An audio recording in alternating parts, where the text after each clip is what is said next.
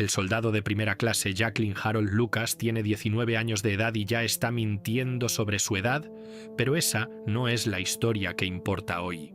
La historia que importa hoy pertenece a un hombre cuyo nombre no conservan los registros oficiales. Un cabo de la Infantería de Marina en algún lugar sobre la arena volcánica negra de Iwo Jima en febrero de 1945, moviéndose en cuclillas bajas hacia una abertura de hormigón en la tierra que tiene aproximadamente el tamaño de la ranura de un buzón, llevando a su espalda un dispositivo que pesa 30,844 kilogramos, que huele a gasolina espesada y que tiene un alcance de aproximadamente 12,19 metros. La abertura es una aspillera. Detrás de la aspillera, en una oscuridad que el sol de febrero no alcanza, hay hombres. Sabe que están allí porque puede escucharlos, porque la aspillera tiene 91,44 centímetros de ancho y 30,48 centímetros de alto, y el hormigón a su alrededor tiene 30,48 centímetros de espesor, y el búnker detrás ha sobrevivido a 4 días de bombardeo naval que habrían arrasado una ciudad europea. No sabe cuántos hombres hay detrás de la aspillera, no sabe si se rendirán si se les da la oportunidad, solo sabe lo que le ha dicho el líder de su escuadrón. La aspillera es la abertura, él es el hombre con la manguera, y el escuadrón lo está esperando. Se presiona contra la pared del búnker, puede sentir el calor del hormigón a través de su uniforme. El sol del Pacífico ha estado sobre él desde la mañana. Levanta la mano izquierda y tira del guardamonte hacia atrás. Posiciona la boquilla del proyector de llamas M2-2 en la esquina de la aspillera. Está lo suficientemente cerca como para que los hombres adentro puedan escucharlo respirar. Aprieta el gatillo. Lo que sucede en los siguientes 4 segundos es lo que los soldados japoneses, según su propio testimonio y el testimonio de sus comandantes, temen más que a la artillería, más que al bombardeo naval, más que a las superfortalezas B-29 que han estado quemando sus ciudades desde 3.048 metros desde el año anterior. Más que cualquier otra cosa que los estadounidenses traigan a estas islas. Lo que más temen es esto, un hombre con una manguera. Para entender por qué los soldados japoneses temen al lanzallamas por encima de cualquier otra arma que los estadounidenses despliegan en el Pacífico, es necesario entender cómo es realmente la Guerra del Pacífico para 1944. No se parece a la guerra en Europa. No hay líneas de frente en el sentido europeo. No hay ciudades que capturar, ni carreteras que mantener, ni ríos que cruzar que marquen la diferencia entre el territorio de un bando y el del otro. Lo que hay, en cambio, es una cadena de islas, cada una más pequeña que la anterior, cada una más fortificada que la anterior, cada una defendida por hombres a los que se les ha dicho explícitamente y por escrito que la rendición es una forma de muerte peor que la muerte misma. El código militar japonés, el Senjin-kun, emitido en 1941 por el ministro de Guerra Hideki Tojo, declara esto con una claridad que no deja lugar a interpretación. Un soldado que permite ser tomado prisionero no es un prisionero, es un fantasma. Su familia es avergonzada. Su nombre es borrado, no existe. La consecuencia de esta instrucción, aplicada a una campaña isla por isla de desembarcos de asalto a través del Pacífico Central, es una situación militar que no tiene precedentes en la guerra moderna. Los planificadores estadounidenses, observando las tasas de bajas de Tarawa, de Saipan, de Peleliu, están tratando de entender cómo matar a hombres que no saldrán de la tierra. Porque en eso se ha convertido el sistema defensivo japonés para 1944, no en una línea de hombres en un campo, sino en un sistema de túneles y búnkeres y cuevas excavados en el coral y la roca volcánica, conectados por pasajes subterráneos, abastecidos con comida y municiones para meses, defendidos por hombres que han resuelto matar a tantos estadounidenses como sea posible antes de morir en el lugar. El lanzallamas no existe, porque los estadounidenses quisieran un arma cruel. El lanzallamas existe porque todo lo demás que han intentado ha fracasado en despejar estas posiciones a un costo aceptable. El lanzallamas M1 llega al Pacífico en 1942, utilizado por primera vez por las fuerzas estadounidenses durante la campaña de Guadalcanal. Es una unidad de mochila 2 cilindros de nitrógeno comprimido y un tanque de combustible que contiene una mezcla de gasolina y un agente espesante, conectados a una varilla con un mecanismo de gatillo. Los primeros modelos son mecánicamente poco fiables. El sistema de ignición falla en la humedad, los tanques de combustible tienen fugas, las abrazaderas de las mangueras se corroen. Los infantes de marina que los llevan no siempre están seguros de que el arma funcionará cuando la necesiten, y un operador de lanzallamas que aprieta el gatillo y no obtiene nada ha anunciado su posición a cada soldado japonés a la vista sin producir ningún resultado. La tasa temprana de bajas entre los operadores de lanzallamas es lo suficientemente alta como para que el arma adquiera una reputación entre los infantes de marina no solo como peligrosa para el enemigo, sino como una sentencia de muerte para el hombre que la lleva. Esta reputación no es del todo injusta. Los tanques de combustible no están blindados. Un solo proyectil de rifle en el lugar correcto no causa una explosión. Las películas están equivocadas sobre esto, señalan los historiadores, pero sí causa una fuga catastrófica de combustible que puede encenderse con la llama piloto.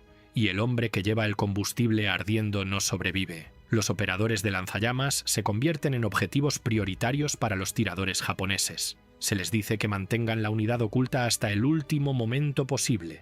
Se les dice que se muevan rápido. Se les dice, cuando es posible, que se acerquen desde ángulos que no expongan los tanques. También se les dice que si no pueden despejar el búnker, el asalto no puede continuar.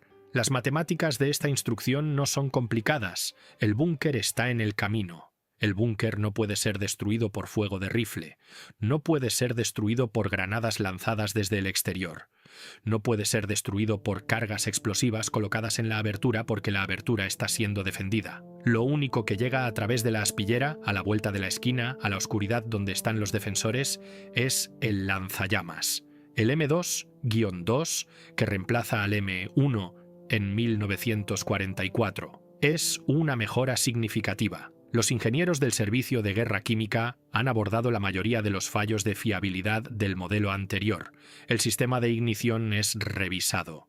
La mezcla de combustible se estandariza, una formulación de gasolina y un compuesto espesante que produce una corriente de líquido ardiente que se adhiere a las superficies en lugar de salpicar y dispersarse. El napalm, el nombre dado a este compuesto espesante, derivado de los ácidos nafténico y palmítico, se utiliza por primera vez en bombas incendiarias contra objetivos ocupados por los alemanes en Europa en 1942, pero encuentra su aplicación operativamente más significativa en el lanzallamas portátil en el Pacífico. La mezcla de napalm arde a temperaturas que se acercan a los 900 grados Celsius. Se adhiere al hormigón, a la madera, a la tela, a la piel. No puede apagarse a golpes. No puede disiparse con agua. La única forma de detener su combustión es privarlo de oxígeno, y dentro de un búnker sellado con las aberturas bloqueadas por la corriente de combustible ardiendo que entra, no hay oxígeno de sobra. El efecto sobre los hombres dentro de un búnker golpeado por un lanzallamas de napalm está documentado tanto en los informes estadounidenses posteriores a la acción como en los diarios y cartas de soldados japoneses recuperados después de los combates.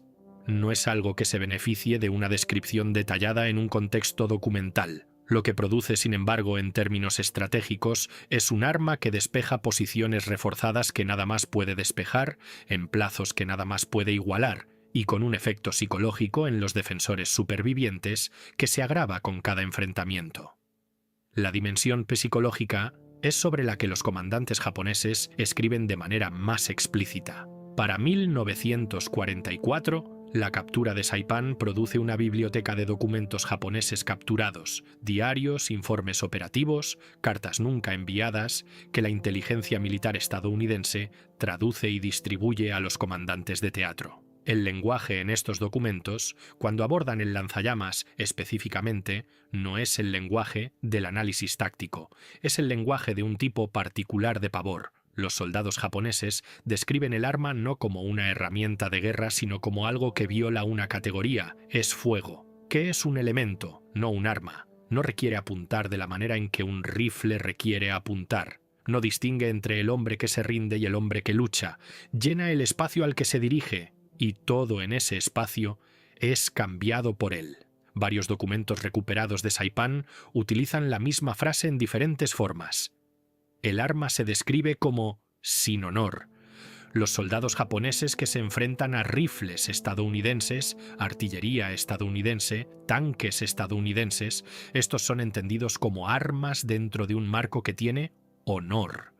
El lanzallamas, en el testimonio escrito de estos hombres, se sitúa fuera de ese marco. Esta no es una objeción moral en el sentido occidental.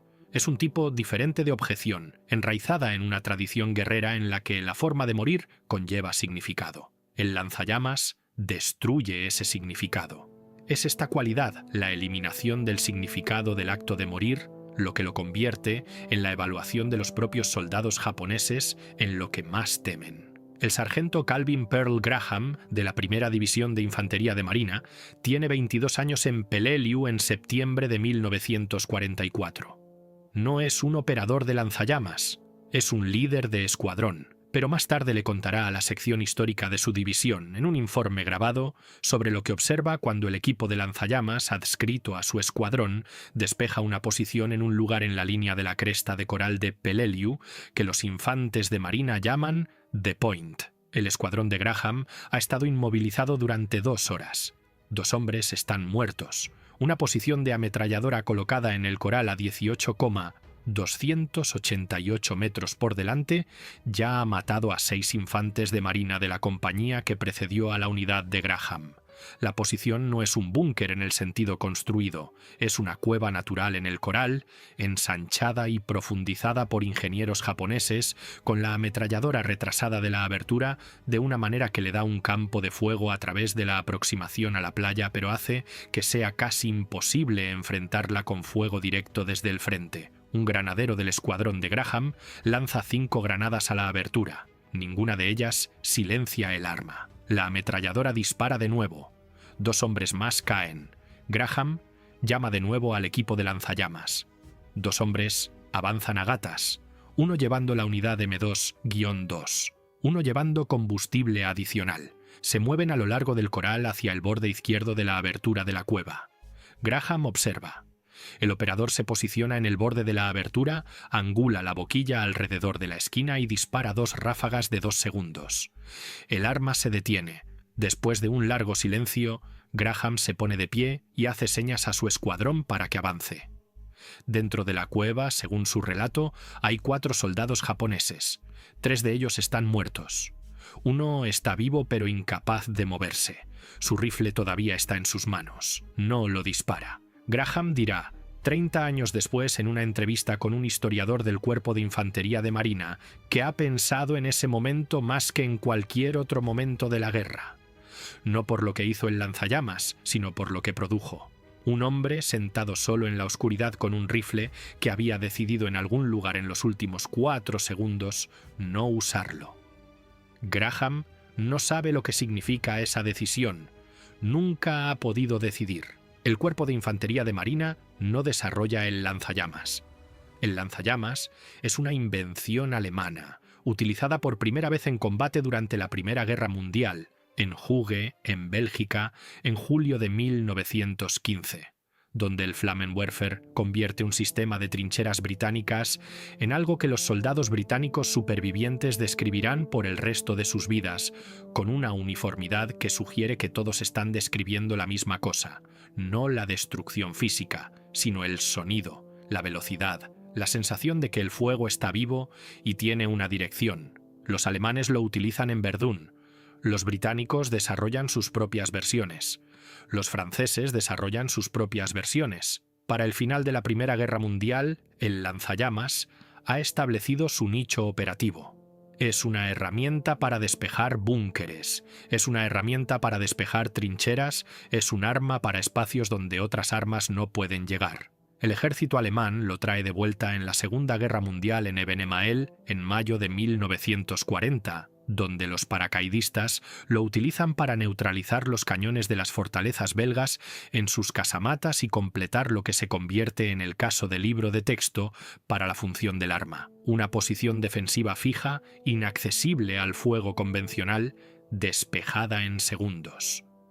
Lo que hace la Guerra del Pacífico es escalar esta función a una campaña de 100 islas y 4 años de lucha en los que la posición defensiva fija no es la excepción, sino la forma completa de la resistencia japonesa. Para 1944, la doctrina defensiva japonesa en el Pacífico ha experimentado una revisión fundamental. La doctrina de defensa de la playa de principios de la guerra, enfrentarse a los estadounidenses en la línea de flotación, destruirlos en el oleaje, ha demostrado ser catastróficamente inadecuada. Los estadounidenses tienen suficiente potencia de fuego naval y suficiente apoyo aéreo para convertir cualquier defensa de la playa en un campo de matanza para los defensores. La nueva doctrina, articulada después de la caída de las Islas Marshall e implementada más completamente en Peleliu y luego en Iwo Jima, es la doctrina de la profundidad.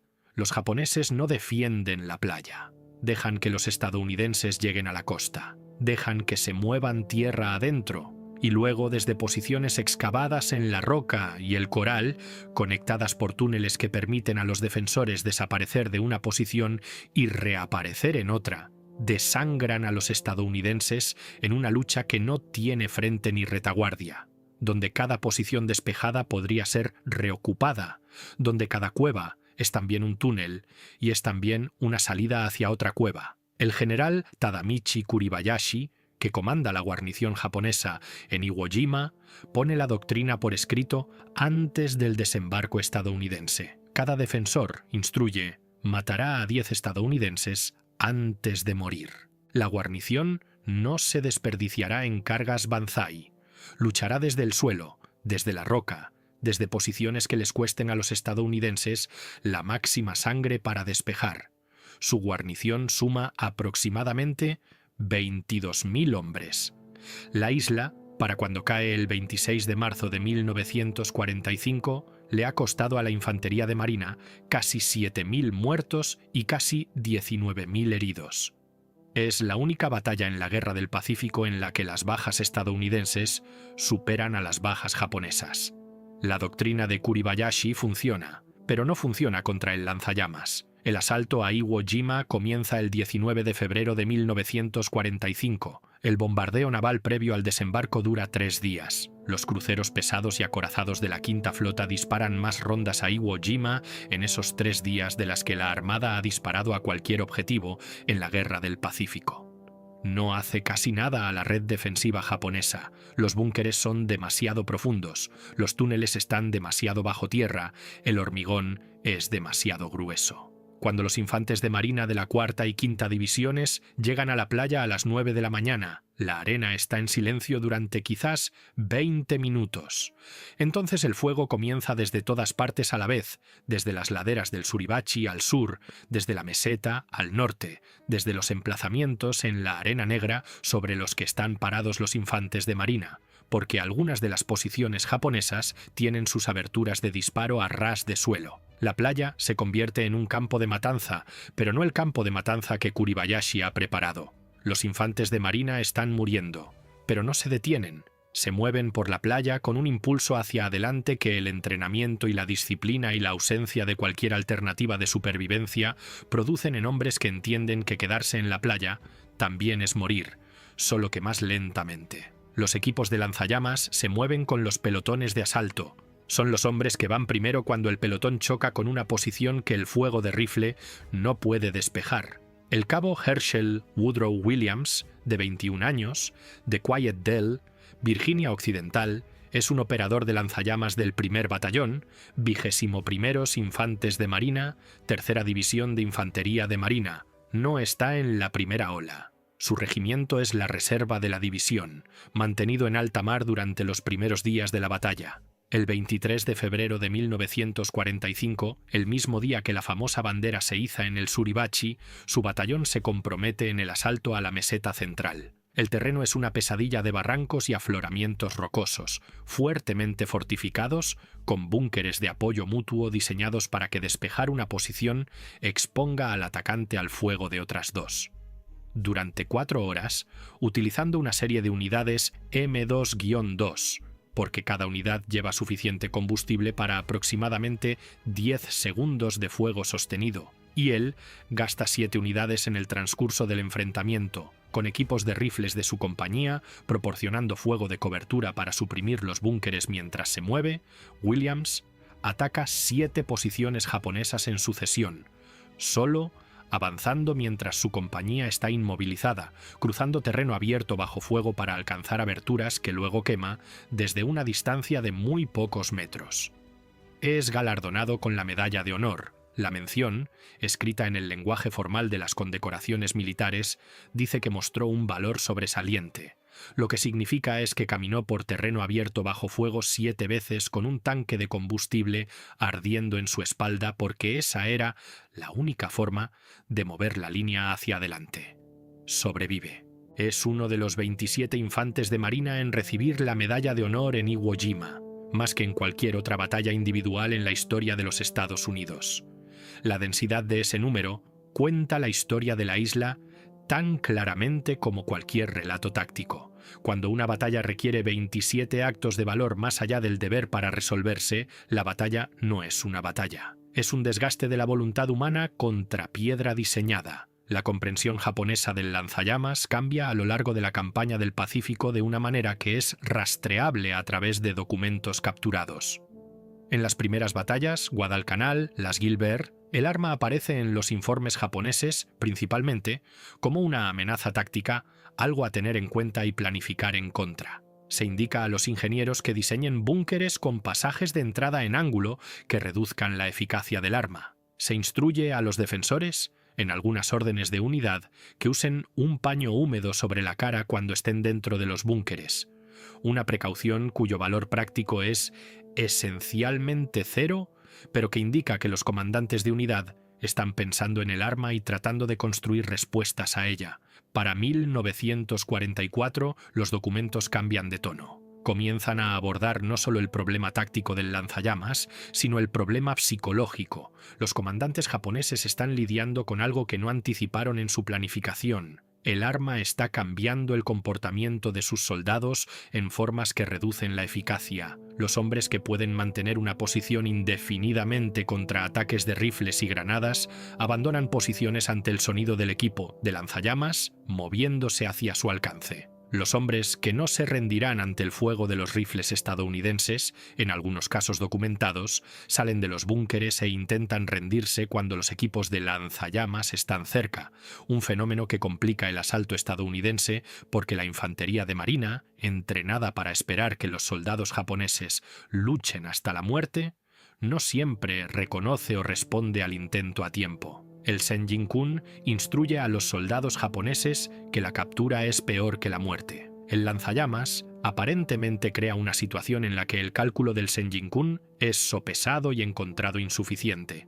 Esta es una cosa profunda para producir con un arma. No reduce la disposición del enemigo a luchar. Produce en algunos soldados un recálculo tan rápido y tan completo que hombres que han mantenido posiciones durante días bajo bombardeo deciden en los últimos segundos que la instrucción estaba equivocada. La versión del lanzallamas montada en tanque, el Sherman M4A1 equipado con una pistola de llamas Ronson desarrollada por Canadá y más tarde la modificación estadounidense POA-CW BS-H1. Amplía el alcance del arma y reduce la vulnerabilidad del operador, quien, dentro de 35 toneladas de blindaje, no puede ser eliminado por un francotirador japonés que espera que el hombre de la manguera se exponga. El tanque de llamas se usa por primera vez en números significativos en la campaña de las Islas Marshall a principios de 1944 y se convierte en un elemento estándar de la doctrina de asalto de la infantería de marina para Peleliu.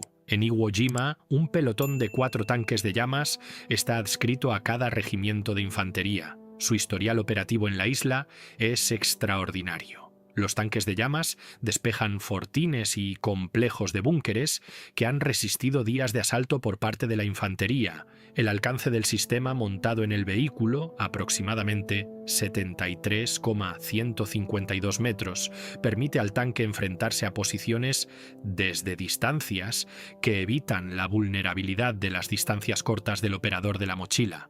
El efecto psicológico del tanque de llamas en los defensores japoneses es, según todos los relatos, más pronunciado que el efecto psicológico del lanzallamas de mochila, porque el tanque es invulnerable a las armas que tienen disponibles los defensores. Los soldados japoneses pueden matar al hombre de la manguera. No pueden matar a la máquina. Según algunos relatos, los soldados japoneses, en posiciones amenazadas por tanques de llamas, usan sus últimos momentos para destruir los suministros y el equipo de la posición, un acto que no tiene propósito táctico y solo puede entenderse como una negación de acceso, como si evitar que los estadounidenses heredaran el búnker importara más, al final, que cualquier otra cosa. El general Kuribayashi escribe a su familia desde Iwo Jima en las semanas previas al desembarco estadounidense. Tiene 53 años de edad.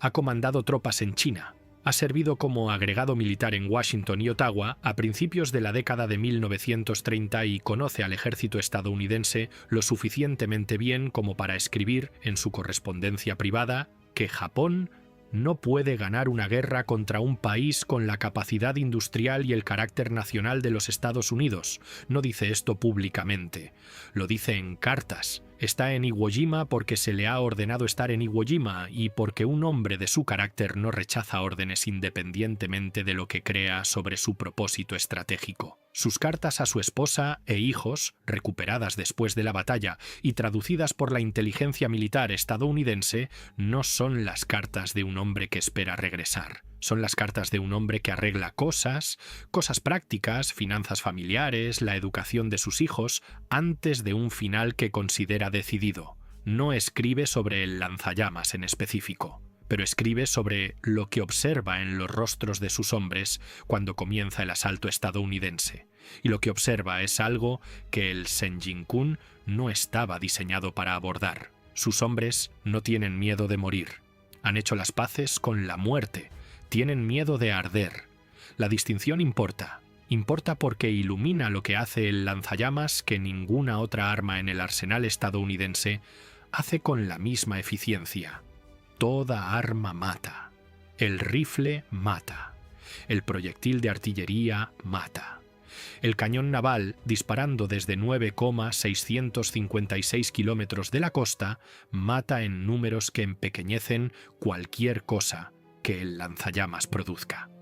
Pero el proyectil de artillería llega antes que su sonido, y el hombre que muere bajo bombardeo naval, no, en los segundos previos a morir, se enfrenta a lo que lo está matando. El lanzallamas llega en persona. Es llevado por un hombre que puede ser visto, que respira, que tiene un rostro y un rango y un nombre grabado en su mochila. Produce fuego, que los seres humanos, a través de cada cultura y cada siglo de historia registrada, han entendido como una categoría de daño distinta de la espada o la bala.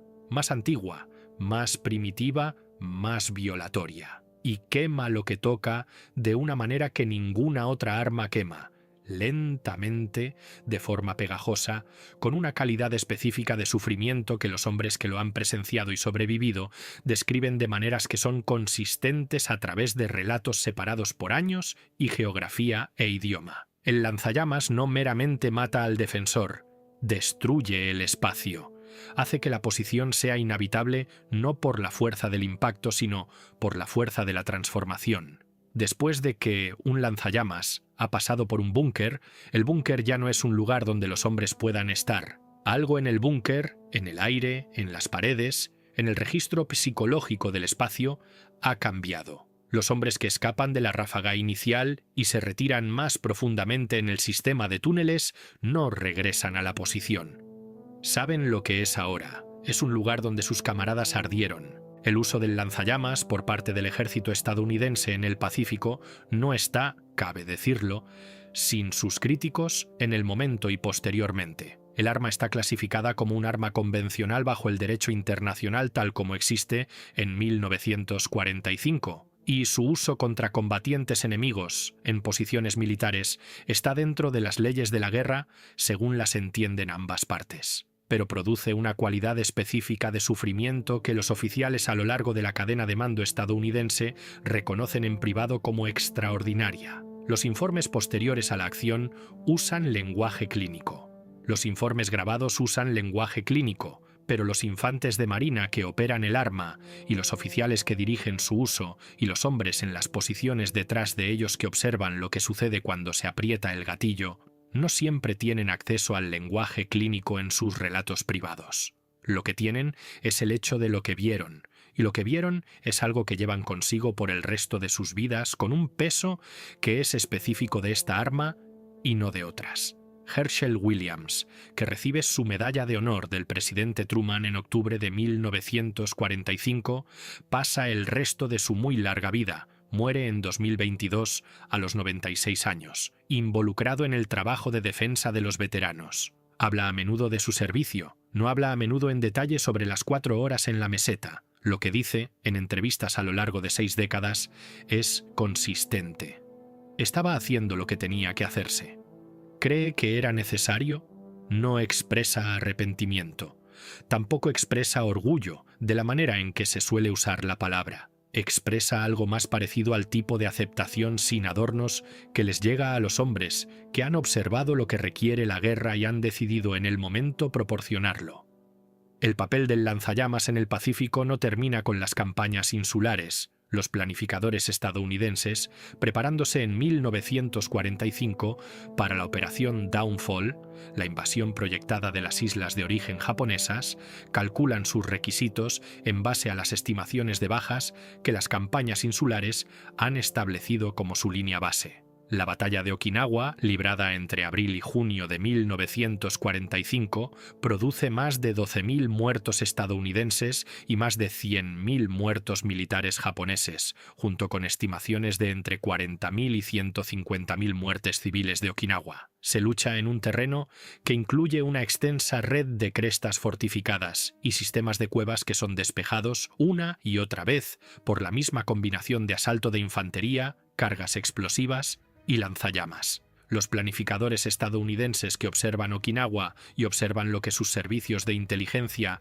informan sobre las fortificaciones que se están construyendo en Kyushu, la isla principal más al sur, designada como el primer objetivo de invasión, producen estimaciones de bajas que van desde 250.000 de muertos estadounidenses, en el extremo optimista, hasta, según algunos relatos, más de 1 millón, y muertos militares y civiles japoneses en muchos millones. El lanzallamas está en cada lista de equipo para cada división de asalto designada para Downfall. Es el arma en la que los planificadores confían, por encima de todas las demás, para despejar las posiciones que los japoneses están construyendo. La decisión de usar las bombas atómicas en agosto de 1945 hace que la cuestión sea irrelevante, al menos en términos operativos. Downfall es cancelada. Los operadores de lanzallamas que se han estado entrenando para la invasión de Kyushu se van a casa en su lugar. Lo que su entrenamiento habría requerido de ellos si las bombas no hubieran sido lanzadas es una pregunta que los historiadores todavía sopesan cuando discuten sobre si las bombas fueron necesarias o si representaron el horror menor o el mayor. Los últimos lanzallamas operativos en el servicio estadounidense se eliminan gradualmente en 1978. El Cuerpo de Infantería de Marina, que había integrado más extensamente el arma en su doctrina que cualquier otro servicio estadounidense, la retira del inventario no principalmente por razones morales, aunque los argumentos morales se han vuelto más fuertes en las décadas desde la Guerra del Pacífico, sino por razones prácticas. Los sistemas de armas que lo reemplazan, incluidos los cohetes termobáricos y los compuestos explosivos mejorados, producen resultados comparables o superiores en las operaciones de despeje de búnkeres con menos riesgos para el operador y sin el requisito de acercarse a unos pocos metros de la posición. El arma que más temían los soldados japoneses se vuelve obsoleta no porque nadie decida que estaba mal, sino porque se encuentra algo más que hace el mismo trabajo a una distancia más segura. La guerra que definió, la guerra de las islas, la guerra de los búnkeres, la guerra de hombres en piedra contra hombres con mangueras, no vuelve a ocurrir. Existe ahora en el testimonio de los hombres que la combatieron, en los informes posteriores a la acción del Servicio de Guerra Química, en los diarios de los soldados japoneses que escribieron sobre arder en la oscuridad y en los cuidadosos y largamente silenciados relatos de los hombres que llevaron el peso sobre sus espaldas a través de la arena negra de islas cuyos nombres la mayoría de las personas no pueden encontrar en un mapa. Lo que queda es un conjunto de preguntas que no se resuelven fácilmente. El lanzallamas fue eficaz. Estaba dentro de las leyes de la guerra. Salvó vidas estadounidenses a un costo de vidas japonesas que las matemáticas tácticas de la campaña del Pacífico hacen difícil de disputar. También fue un arma que produjo una calidad específica de muerte y sufrimiento que los hombres que la utilizaron y los hombres que la experimentaron reconocieron como diferente de otras armas, no en legalidad, no en función estratégica, sino en algo más difícil de nombrar, algo que tiene que ver con el fuego como elemento, con la violación de un espacio, con la forma en que eliminó, como escribieron los soldados japoneses, el significado de morir. Si un arma que logra su propósito táctico al ser temida de manera única, al producir un terror primitivo único, es moralmente equivalente a un arma que mata de manera rápida y limpia. Esta no es una pregunta que las leyes de la guerra respondan. Es una pregunta que las personas que tomaron estas decisiones se hacían en privado mientras las tomaban, y es una pregunta que la historia de la campaña del Pacífico deja sin resolver a propósito, porque los hombres que estuvieron allí entendieron que resolverla requería una certeza que no tenían y de la que no creían tener derecho a reclamar. Si esta historia te impactó, dale a me gusta y suscríbete. Encontramos estas historias olvidadas todos los días. La pregunta para los comentarios de hoy es esta: ¿fue el lanzallamas un arma necesaria que salvó más vidas de las que costó? ¿O fue la única arma en el arsenal estadounidense que cruzó una línea que ninguna necesidad táctica puede justificar por completo? Deja tu respuesta a continuación. Ahora, mira este siguiente video.